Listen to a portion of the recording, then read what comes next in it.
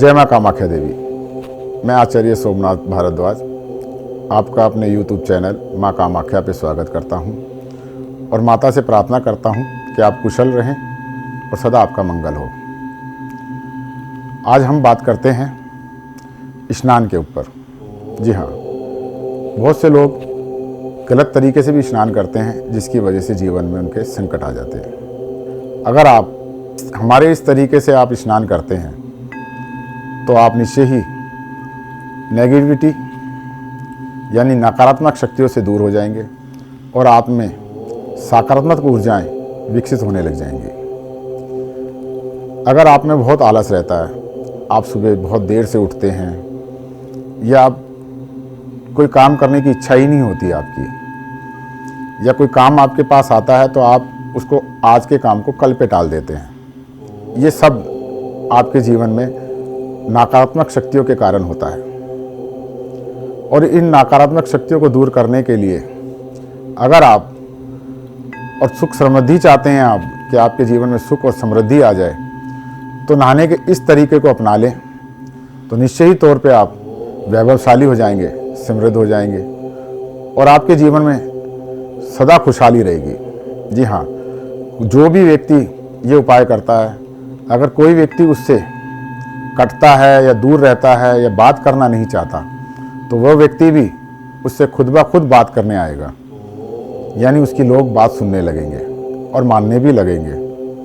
उपाय बड़ा साधारण है, इसमें ना आपका 1 रुपया लगना है, ना पैसा लगना, ना ही आपका जो है इसमें कोई एक्स्ट्रा परिश्रम लगना है, ना ही ये कोई ऐसा टोटका है जिसके करने से इसका कोई दुष्प्रभाव पड़ता है। तो आपको सर्वप्रथम क्या करना है, रोज फिटकरी का एक पाउडर बना लेना है और फिटकरी के पाउडर से आप अपने दांतों को साफ कीजिएगा।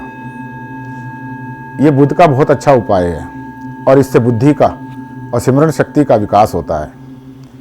आपके दांत भी साफ रहेंगे और स्वस्थ रहेंगे। तो पहले फिटकरी से दांतों को धोइए, उसके बाद आप कोलगेट पेस्ट वगैरह कर सकते हैं। सेकंड, आप अपनी जुबान, जीभ को अच्छी तरह से साफ करना। जीभ लाल रहनी चाहिए। कहते हैं जीभ के ऊपर माता सरस्वती का और लक्ष्मी का वास होता है। जब फिर आप नहाने के लिए बैठें तो एक मग में आप पानी भर लीजिए और पानी भरने के पश्चात आप, अगर आपको ईश्वरीय कृपा चाहिए तो उसके लिए आप अपनी अनामिका उंगली से उसमें एक ट्रायंगल बनाइए, त्रिभुज, और उसी उंगली से आपने उसमें ओम की छाया मात्र कल्पना करते हुए एक आकृति बनानी है और आकृति बना के उसी उंगली से आपने उस जल को हिला देना है और वो पहला मग्गा आपने सर से अपने शरीर पर डाल लेना है। और आपको सुख, समृद्धि और वैभव चाहिए तो आप अपनी अनामिका उंगली से उसमें ट्रायंगल बनाइए और बीच में माँ लक्ष्मी का मंत्र का बीज ह्रीम लिखिए और फिर पानी को उससे मिला दीजिए। नित्य कर्म ये रोज़ आप नहाना शुरू कीजिए। आप सुख समृद्धि से भर जाएंगे, आपके पास वैभव की प्राप्ति होगी। दूसरा, नहाने के पश्चात आप जब अपने शरीर पे से पानी डाल लेंगे, नहा लेंगे, तो आप नाभि, जिसको ब्रह्म स्थान कहा जाता है और शरीर का ये बिल्कुल केंद्र बिंदु है, इसके अंदर कुछ जरा सा भी मैल नहीं होना चाहिए। इसे अच्छी तरह पानी से साफ कीजिएगा, धोइएगा और हमेशा ये साफ रहनी चाहिए।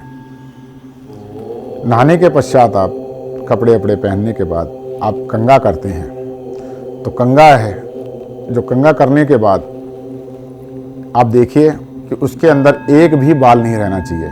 कहते हैं कंघी में अगर बाल छूट जाएं तो दरिद्रता का योग बन जाता है। तो आप नहाने के इस तरीके से आप सुख, समृद्धि और वैभव पा सकते हैं। उपाय बड़ा सरल है, ना इसमें कोई पैसा लग रहा है, ना कोई एक्स्ट्रा परिश्रम लग रहा है। तो उपाय कीजिएगा ज़रूर, इससे आपको पूर्णतः लाभ मिलेगा, ये गारंटी है। और अभी तक आपने अगर मेरा चैनल सब्सक्राइब नहीं किया है तो सब्सक्राइब कीजिए, लाइक कीजिए और इसे शेयर ज़रूर कीजिएगा, इससे अनेकों लोगों को फ़ायदा मिलेगा। और इसी के साथ मैं विदा लेता हूँ। जय माँ कामाख्या देवी।